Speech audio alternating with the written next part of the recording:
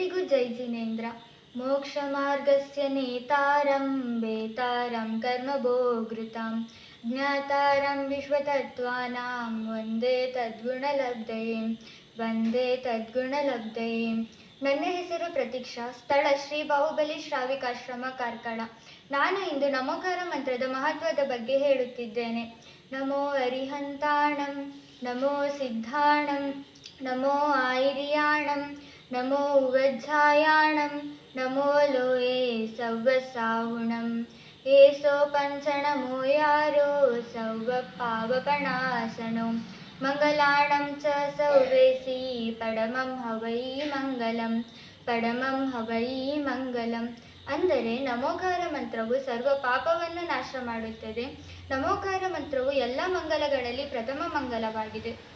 ನಾವು ನಮೋಕಾರ ಮಂತ್ರವನ್ನು 8,08,808 ಬಾರಿ ಜಪಿಸಿದರೆ ಮೋಕ್ಷ ಪ್ರಾಪ್ತಿಯಾಗುವುದು ಎಂದು ಹೇಳುತ್ತಾರೆ. ಧರ್ಮವೆಂದರೆ ಅಹಿಂಸೆಗೆ ಪ್ರಾಮುಖ್ಯತೆ ಕೊಡುವ ಜೈನ ಧರ್ಮ. ಇದು ಅತ್ಯಂತ ಪ್ರಾಚೀನವಾದ ಧರ್ಮದ ಬಗ್ಗೆ ಪ್ರತಿಯೊಬ್ಬರು ಗೌರವಪೂರ್ವಕವಾಗಿ ಉಲ್ಲೇಖಿಸುತ್ತಾರೆ. ಇಂತಹ ಧರ್ಮದ ಪವಿತ್ರವಾದ ಮತ್ತು ಮಂಗಲಕರವಾದ ಮಂತ್ರವೇ ನಮೋಕಾರ ಮಂತ್ರ. ನಮೋಕಾರ ಮಂತ್ರವನ್ನು 8ನೇ ಶತಮಾನದಲ್ಲಿ ಆಚಾರ್ಯ ಶ್ರೀ ಧರಸೇನ ಸ್ವಾಮಿಗಳ ಶಿಷ್ಯ ಮುನಿ ಶ್ರೀ ಪುಷ್ಪದಂತ ಆಚಾರ್ಯರು ಷಟ್ಖಂಡಾಗಮ ಸಿದ್ಧಾಂತ ಗ್ರಂಥದಲ್ಲಿ ಮಂಗಲಾಚರಣೆಯ ರೂಪದಲ್ಲಿ ಲಿಪಿಬದ್ಧಗೊಳಿಸಲಾಗಿದೆ. ನಮೋಕಾರ ಮಂತ್ರವು ಪ್ರಾಕೃತ ಭಾಷೆಯಲ್ಲಿ ಮತ್ತು ಆರ್ಯಚಂದ್ರದಲ್ಲಿ ಇರುತ್ತದೆ. ನಮೋಕಾರ ಮಂತ್ರವು ಎಲ್ಲ ಮಂತ್ರಗಳ ಮೂಲ ಸ್ತಂಭವಾಗಿದೆ. ನಮೋಕಾರ ಮಂತ್ರದ ಅರ್ಥವೇನೆಂದರೆ ಮಂ ಎಂದರೆ ಮನ ಮತ್ತು ತ್ರ ಎಂದರೆ ರಕ್ಷ. ಇದರ ಸರಳ ಅರ್ಥವಿದೆ. ವಿಷಯ ಕಷಾಯಗಳಿಂದ ಮನದ ರಕ್ಷಣೆ ಮಾಧ್ಯಮದಿಂದ ಆಗುತ್ತದೆಯೋ ಅದನ್ನು ನಾವು ಮಂತ್ರ ಎಂದು ಕರೆಯುತ್ತೇವೆ. ಯಾರು ಆತ್ಮಪದದಲ್ಲಿ ಮತ್ತು ಗುಣಗಳಲ್ಲಿ ಸರ್ವಶ್ರೇಷ್ಠರಿರುತ್ತಾರೋ, ಯಾರಿಗೆ ರಾಜ, ಮಹಾರಾಜ ಮತ್ತು ಇಂದ್ರರು ನಮಸ್ಕರಿಸುತ್ತಾರೋ ಅವರನ್ನು ನಾವು ಪಂಚಪರಮೇಶ್ವರಿಗಳು ಎಂದು ಕರೆಯುತ್ತೇವೆ. ನಮಗೆಲ್ಲರಿಗೂ ಗೊತ್ತಿರುವ ಹಾಗೆ ಜೈನ ಧರ್ಮವು ಅನಾದಿಯಿಂದಲೂ ಇದೆ ಮತ್ತು ಅನಂತ ಕಾಲದವರೆಗೂ ಇರುತ್ತದೆ. ಹಾಗೆ ನಮೋಕಾರ ಮಂತ್ರವು ಅನಾದಿಯಿಂದಲೂ ಇದೆ ಮತ್ತು ಅನಂತ ಕಾಲದವರೆಗೂ ಇರುತ್ತದೆ. ಇದು ಯಾವುದೇ ನಿರ್ದಿಷ್ಟ ವ್ಯಕ್ತಿಗಳನ್ನು ಆರಾಧಿಸದೆ ಬದಲಾಗಿ 3 ಲೋಕದ 5 ಆಧ್ಯಾತ್ಮಿಕ ಶಕ್ತಿಗಳಾದ ಅರಿಹಂತರು, ಸಿದ್ಧರು, ಆಚಾರ್ಯರು ಮತ್ತು ಉಪಾಧ್ಯಾಯರು ಮತ್ತು ಸರ್ವಸಾಧುಗಳ ಗುಣಗಳನ್ನು ಸ್ಮರಿಸಿ ನಮಸ್ಕರಿಸುವ ಮಂತ್ರವೇ ನಮೋಕಾರ ಮಂತ್ರ.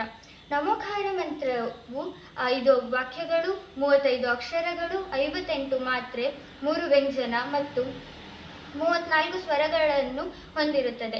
ನಮೋಕಾರ ಮಂತ್ರವನ್ನು ಹಲವಾರು ಹೆಸರುಗಳಿಂದ ಕರೆಯುತ್ತಾರೆ. ಪಂಚ ನಮಸ್ಕಾರ ಮಂತ್ರ, ಅಪರಾಜಿತ ಮಂತ್ರ, ಮೂಲ ಮಂತ್ರ, ಮಹಾಮಂತ್ರ, ಸರ್ವಸಿದ್ಧಿದಾಯಕ ಮಂತ್ರ ಎಂದು ಹಲವಾರು ಹೆಸರುಗಳಿಂದ ಕರೆಯುತ್ತಾರೆ. ನಾವು ಇಷ್ಟೆಲ್ಲ ತಿಳಿದುಕೊಂಡ ಮೇಲೆ ನಾವು ಇನ್ನಷ್ಟು ಅರ್ಥಪೂರ್ಣವಾಗಿ ತಿಳಿದುಕೊಳ್ಳಲು ಒಂದು ನೈಜ ಕಥೆಯನ್ನು ಹೇಳಲು ಇಚ್ಛಿಸುತ್ತೇನೆ. ಒಂದು ದೊಡ್ಡ ಅರಣ್ಯ. ಆ ಒಂದು ದಿನ ಅಲ್ಲಿ ಬ್ರಾಹ್ಮಣರು ಯಜ್ಞ ಮಾಡಲು ಕುಳಿತಿದ್ದರು. ಆ ಯಜ್ಞ ಮಾಡುವಾಗ ಅಲ್ಲಿ ಯಜ್ಞಕ್ಕೆ ಬೇಕಾದ ಕಟ್ಟಿಗೆಗಳು ಖಾಲಿಯಾಗತೊಡಗಿತು. ಆಗ ಅಲ್ಲಿ ಒಬ್ಬ ಬ್ರಾಹ್ಮಣನು ಎದ್ದು ಅಲ್ಲೇ ದೂರದಲ್ಲಿ ಬಿದ್ದ ಒಂದು ಕಟ್ಟಿಗೆಯನ್ನು ತಗೊಂಡು ಬರಲು ಹೋದನು.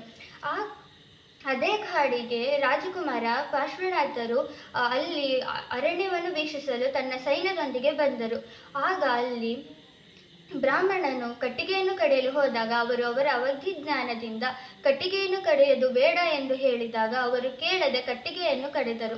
ಆಗ ಆ ಕಟ್ಟಿಗೆಯಲ್ಲಿದ್ದ ನಾಗ ದಂಪತಿಗಳಿಗೆ ಏಟಾಗಿ ತುಂಬ ಗಾಯ ಆಗಿ ಅವರು ಸಾಯುವ ಸಂದರ್ಭದಲ್ಲಿ ಇದ್ದಾಗ ರಾಜಕುಮಾರನು ನಾಗದಂಪತಿಗಳ ಕಿವಿಯಲ್ಲಿ ನಮೋಕಾರ ಮಂತ್ರವನ್ನು ಹೇಳಿದಾಗ ಅವರು ದೇವಗತಿಯಲ್ಲಿ ಧರಣೇಂದ್ರ ಪದ್ಮಾವತಿಯಾಗಿ ಜನಿಸಿದರು.